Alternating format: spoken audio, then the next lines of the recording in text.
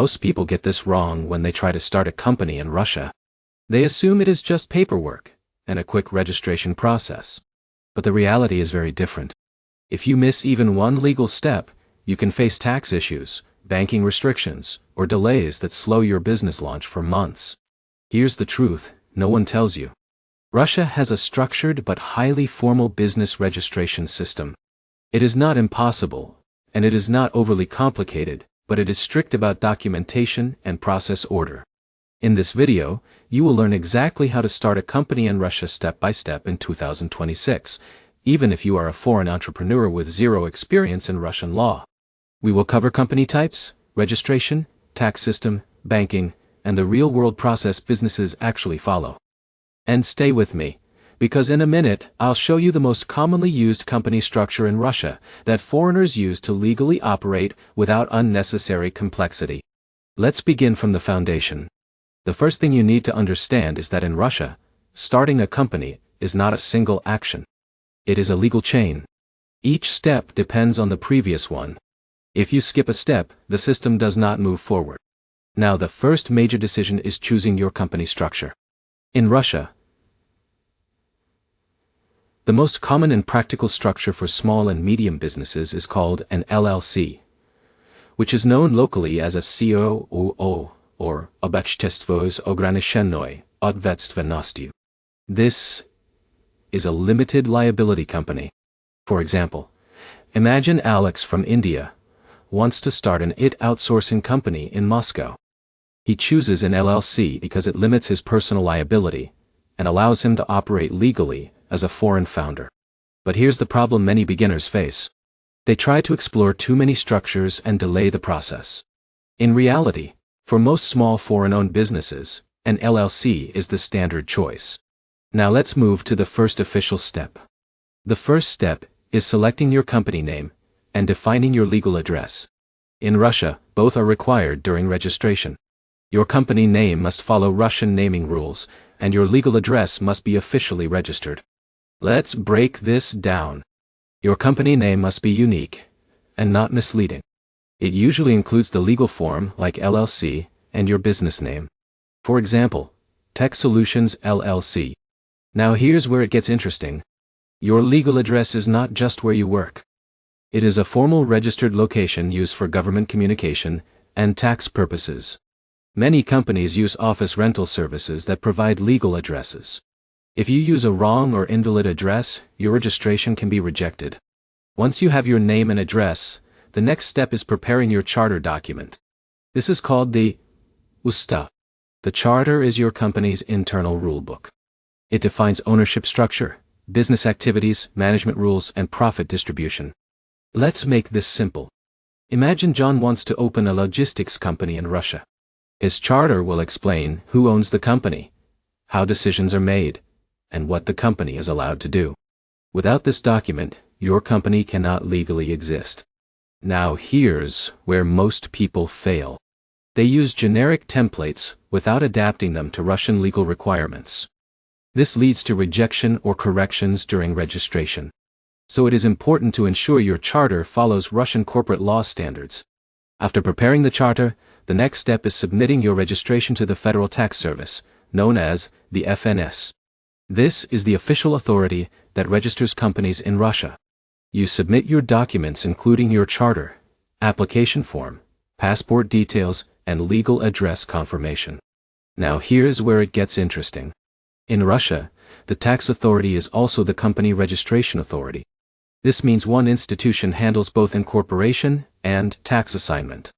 Once approved, your company receives its OGRN number, which is your official state registration number. Let me give you a real example.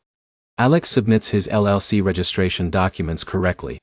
After review, the FNS approves his application. His company is now legally registered in Russia. But here's the catch. Even though the company exists legally, it is not fully operational yet. You still need tax registration and banking setup. Now let's talk about taxes. Russia has a structured tax system with different regimes depending on your company's size and activity. The most common for small businesses is the simplified tax system, known as USN. This system reduces reporting complexity, and can simplify financial management. But here's the important insight. Choosing the wrong tax regime can increase your administrative burden significantly.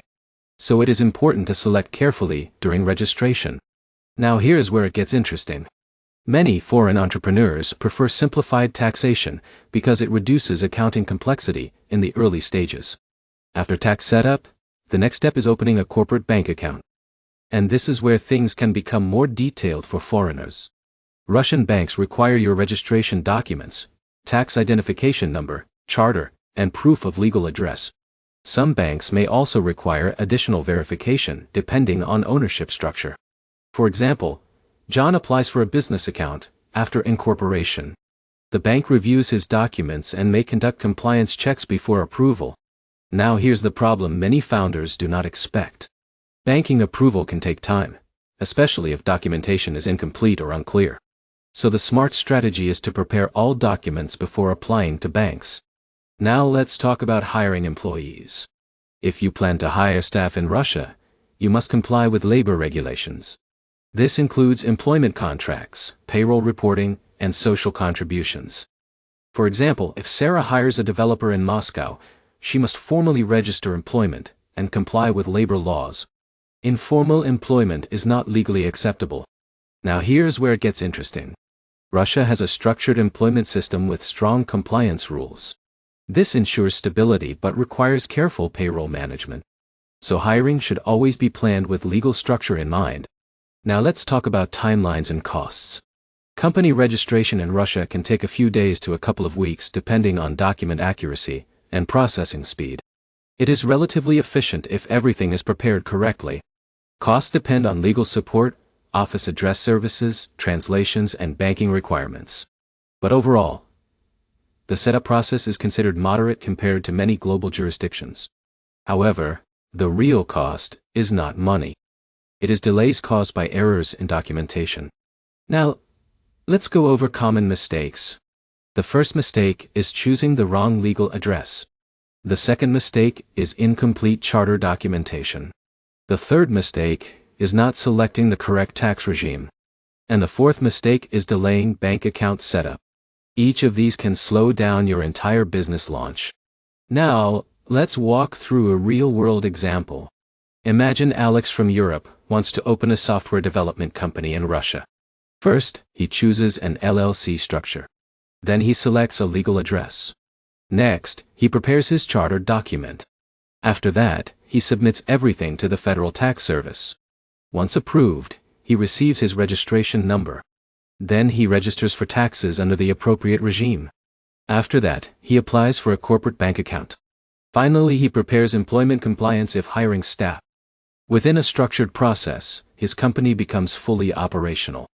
Now here's the final insight most beginners miss. Russia is not difficult for company formation. It is procedural. If you follow the exact legal steps, the process is predictable. If you skip steps, it becomes complicated. So think of this process as building structure, not just registering paperwork.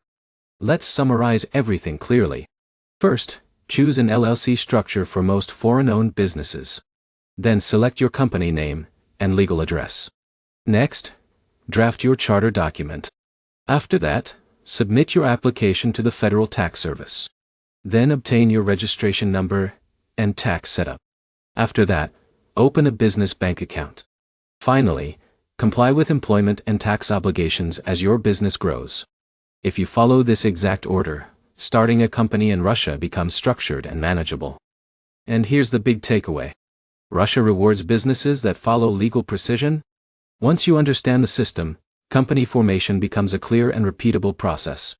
If you found this guide helpful, like the video, leave a comment with the next country you want covered, and subscribe for more step-by-step global business guides that make international company setup simple and practical.